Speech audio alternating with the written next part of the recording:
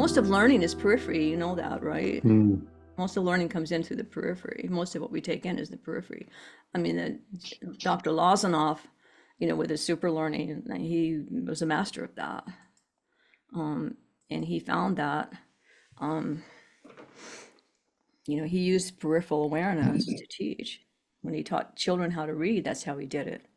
He brought them into a room and put posters on the wall with a big drawing of a cake or something, and the word cake in Bulgarian, with a first initial, different color than the rest of the word. So it had the picture and it had the word, and then it had a bunch of pictures around the room like that were hand-drawn pictures, all things that a child would be conscious of: a mother or a house or a dog or a cat or a rabbit, or, things like that.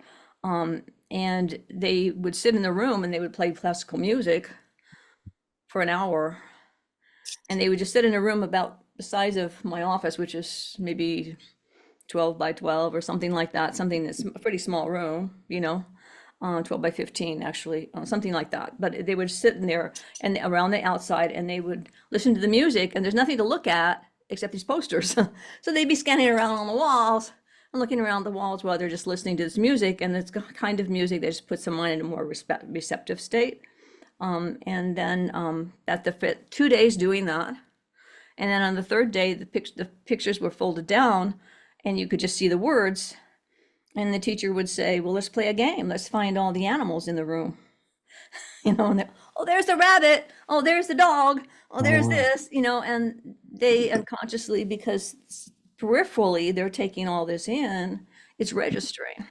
And an unconscious mind, now they want to bring the unconscious to the conscious mind and activate it. So it's like, hey, let's play a game. Let's bring it. We already know what it is, so let's bring it out to the conscious mind so we can become conscious of it.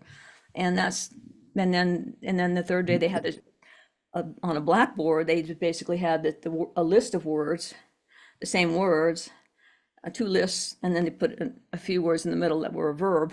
The dog rides on cat, or mother eats cake, something like that.